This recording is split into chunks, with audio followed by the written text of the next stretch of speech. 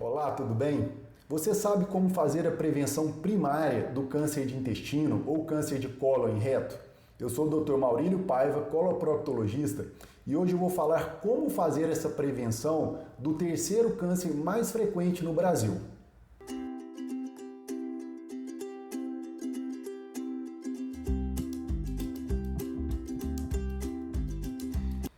O câncer de intestino é atualmente o terceiro câncer mais frequente no Brasil.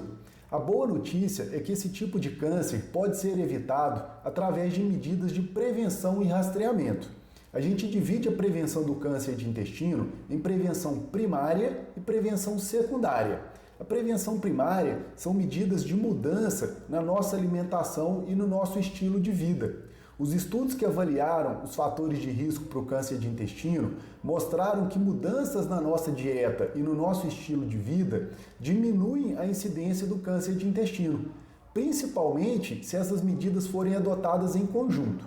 Já a prevenção secundária nada mais é do que a realização de exames de rastreamento para que a gente consiga descobrir as lesões precursoras do câncer, que são os pólipos, antes deles se transformarem no câncer. E dessa maneira a gente consegue removê-los através da colonoscopia. No vídeo de hoje eu vou falar sobre essas medidas de prevenção primária.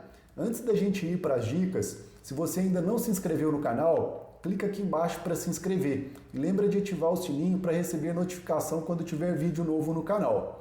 Não esquece de compartilhar essas informações com seus amigos e familiares. Você pode ajudar outras pessoas também. Se gostar do vídeo, não esquece de deixar um like. A primeira medida para auxiliar na prevenção do câncer de intestino é ter uma dieta rica em fibras. O ideal é consumir entre 20 e 30 gramas de fibra por dia. Os estudos já são muito claros em mostrar que populações que têm uma dieta rica em fibras têm um risco menor de desenvolver os pólipos intestinais e o câncer de intestino. Para você conseguir esse objetivo, você pode consultar uma nutricionista que vai fazer um plano alimentar para você e calcular se você está atingindo esse objetivo de 20 a 30 gramas de fibra por dia. Mas, de maneira mais simples, se você conseguir incluir alimentos ricos em fibras em todas as suas refeições, você vai estar próximo de atingir esse objetivo. E aqui eu vou dar algumas dicas práticas que eu faço no meu dia a dia, na minha casa, e que ajudam muito a acrescentar mais fibras na nossa dieta. A primeira delas é antes de você tomar o seu café da manhã, comer às vezes o pão, ou às vezes o omelete, ou alguma outra coisa, normalmente à base de farinha, você sempre consumir uma fruta inicialmente. E aquelas frutas que combinam, você pode amassar, picar e acrescentar esses cereais, sementes como aveia, chia, linhaça, o psyllium, as próprias castanhas e as nozes trituradas sobre a fruta. Então você vai acrescentando mais fibras ali no seu dia a dia. Outra forma da gente consumir é acrescentar no iogurte, e aí o ideal é consumir iogurtes naturais. Esse iogurte pode ser consumido junto com frutas picadas, os cereais, sementes, as castanhas e as nozes trituradas. Fica bastante completa ali, uma refeição bastante completa e rica em fibras. Outra forma é você acrescentar no seu omelete, na sua crepioca, esses cereais e sementes como aveia, chia, linhaça, psyllium, batido ali no omelete e na crepioca. Você vai acrescentando mais fibras no seu dia a dia. Uma coisa que a gente usa muito na minha casa é acrescentar 2 colheres de sopa de chia ou linhaça ou a própria aveia num pacote de tapioca. Você mistura até ficar homogêneo. Quando você for fazer a sua tapioca, você já tem um conteúdo maior de fibras. Obviamente, isso deve ser associado ao consumo de vegetais, legumes no almoço e no jantar. Sempre optar pelo jantar no lugar de lanches, que na maioria das vezes vai ser mais saudável e a gente vai conseguir consumir mais fibras.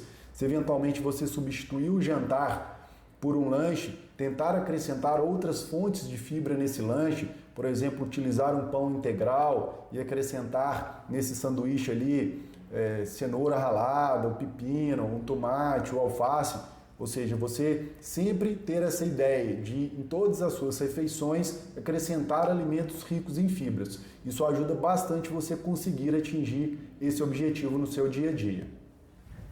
A segunda medida é reduzir o consumo de carne vermelha e retirar embutidos e carnes processadas da sua rotina alimentar.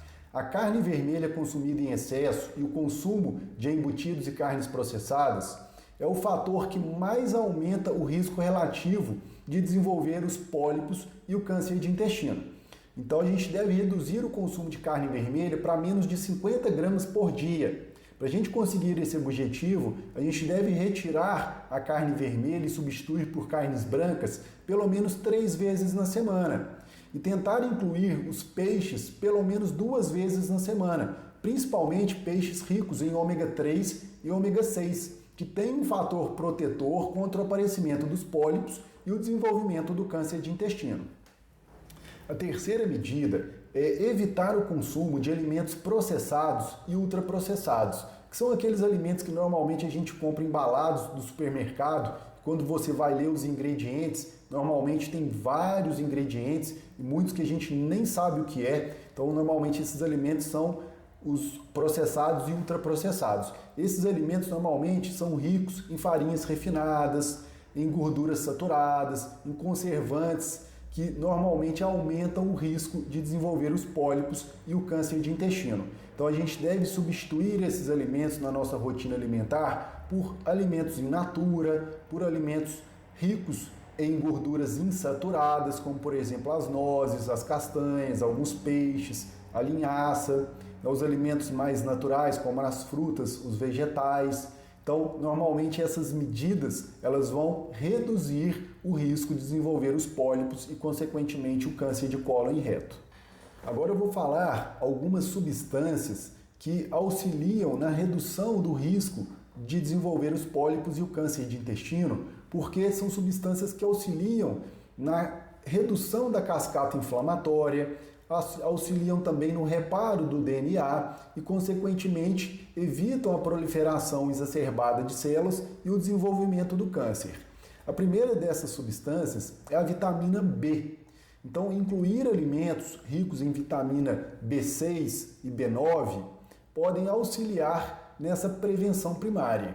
Alimentos ricos em vitamina B6, como por exemplo o frango cozido, o salmão, o avelã, as nozes, a banana, a melancia e também os alimentos ricos em vitamina B9, como os alimentos de cor verde escura, os vegetais verdes escuros. Então, incluir esses alimentos na sua rotina alimentar também vão auxiliar na redução do desenvolvimento dos pólipos e do câncer de intestino. Além dos alimentos ricos em vitamina B, algumas especiarias indianas também têm um efeito protetor, por conter substâncias que têm um efeito anti-inflamatório, antioxidante e anticancerígeno. Uma dessas substâncias é a curcumina, presente no gengibre e no açafrão da terra. Outra substância é a peperina, que está presente na pimenta negra. E a berberina, presente em cascas de alguns vegetais e alguns tipos de uvas. Outros alimentos contêm substâncias que auxiliam na hiperproliferação celular também têm um efeito protetor, como a maçã, os cogumelos, outros tipos de uva e aquelas frutas de casca escura, como por exemplo o mirtilo, a ameixa e o morango. Além disso, o consumo adequado de água, que é aproximadamente 35 ml por quilo de peso, auxilia no equilíbrio do organismo e na eliminação de impurezas e toxinas. Além disso, mudanças no nosso estilo de vida, como por exemplo, evitar o tabagismo, diminuir o consumo de bebidas alcoólicas, praticar atividade física regular, evitando o sedentarismo e o sobrepeso, são medidas que também auxiliam na redução do risco de desenvolver os pólipos e o câncer de intestino. Então, essas medidas de prevenção primária, principalmente se adotadas em conjunto, como eu falei no início do vídeo, elas ajudam a reduzir a incidência de maneira significativa. Além das medidas de prevenção primária, é muito importante a gente não esquecer da prevenção secundária. Por quê? O envelhecimento também é um fator de risco para o aparecimento dos pólipos e do câncer de intestino. Então, todas as pessoas a partir dos 45 anos de idade devem começar a fazer os exames de prevenção para o câncer de cólon em reto.